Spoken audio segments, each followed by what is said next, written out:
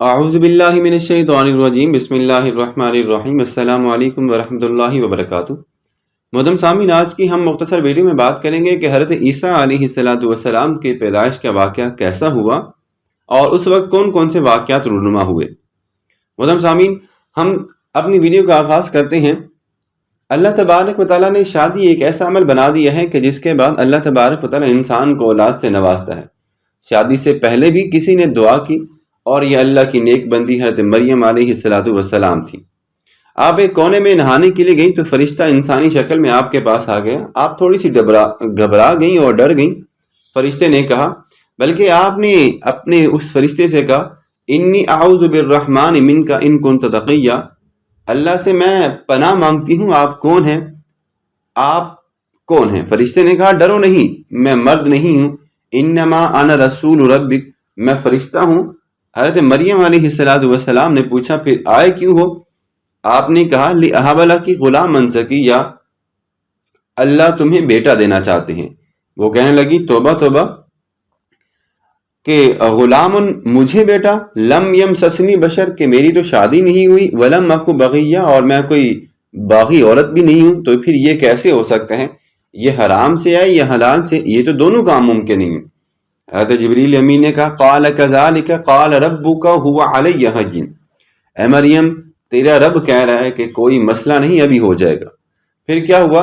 پھر حضرت مریم علیہ السلام کے اندر حضرت جبریل امین نے اپنی روح پھونکی، اور روح پھونکی تو ادھر حضرت جبریل امین رضی اللہ تعالیٰ عنہ کا یہ کام کرنا تھا کہ حضرت مریم علیہ السلام حاملہ ہو گئی، اور اللہ تبارک و تعالیٰ نے کہا، فَأَجَاءَهَا الْمَخَاضُ إِلَىٰ جِذْعِ النَّخْلَةِ، اور درد زیرہ نے بھگا دیا اور آپ ایک کھجور کے نیچے جا کے چلی گئیں، اور وہاں پہ حضرت عیسیٰ علیہ السلام پیدا ہوئے، اور آپ نے اب سر پہ ہاتھ رکھا، کہنے لگی، ہائے کاش، یا لیتنی مت قبل ھذا، ہے میں مر جاتی، وکنت نسیا منسیا، اور میرا دنیا میں آنا لوگ بھول جاتے، اب میں کس منہ سے اپنے شہر کو جاؤں؟ پھر جبریل امین ہے اور آپ سے کہنے لگے، لا تحزنی قد جعل ربک تحتک سریا، غم نہ کیجئے، چشمہ چل گیا ہے، کلی وشربی، کھائیے پیئے، وقرری عینا، اور اطمینان رکھیے اور بچے کو شہر میں لے جائیے۔ انہوں نے کہا، میں کیسے لے جاؤں؟ کیا جواب دوں گی؟ کہا، تم جواب دینا، انی نذرت للرحمن صوما فلن اکلم اليوم انسیا، آج میرا روزہ ہے اور آج میں نے کسی سے کوئی بات نہیں کرنی۔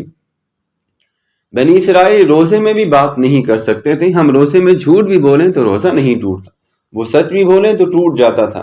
اتنی رعایت لے کر بھی اگر ہم اللہ کی نافرمانی کرتے ہیں تو توبہ ہے۔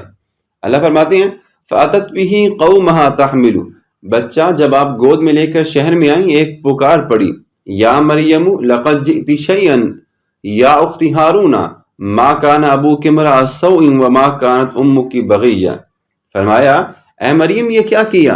اے ہارون کی بہن، تیرا باپ تو ایسا نہیں تھا، تیری ماں بھی ایسی نہیں تھی۔ فاشارت الیہ، تو حضرت مریم علیہ السلام نے اشارہ اس بچے کی طرف کر دیا، پھر یوں کہا، اس سے بات کرو، میرا تو روزہ ہے۔ وہ پھر بولنے لگے، قالوا کیف نکلم من کان فی المہد صبیا، ہمیں آپ بے وقوف بناتی ہیں، ہم اس بچے سے کیسے بات کر سکتے ہیں؟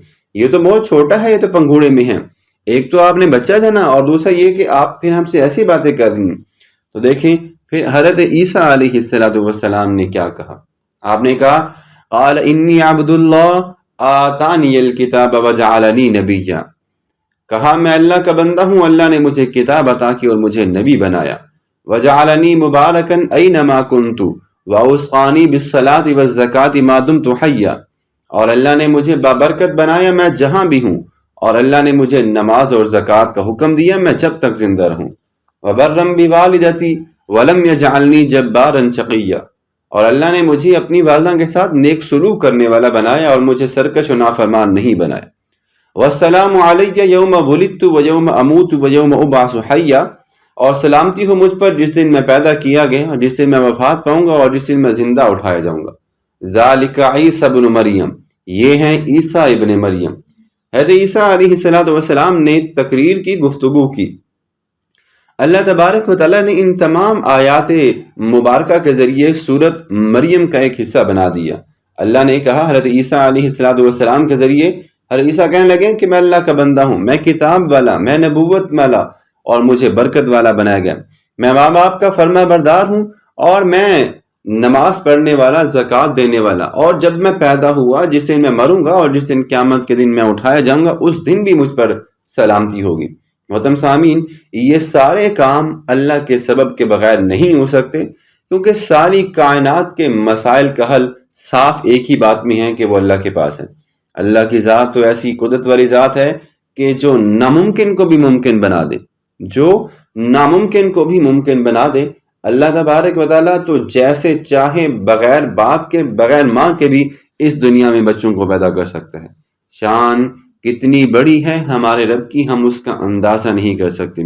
یہ زمین و آسمان، سورج، چاند، ستارے، دن رات، یہ پھل پھول، پودے، ندیاں، پہاڑ، یہ سب کچھ اللہ نے ہمارے لیے بنائے۔ تو اے انسان، بتا آپ نے اللہ کے لیے کیا کیا؟ اللہ کے لیے کیا کیا آپ نے؟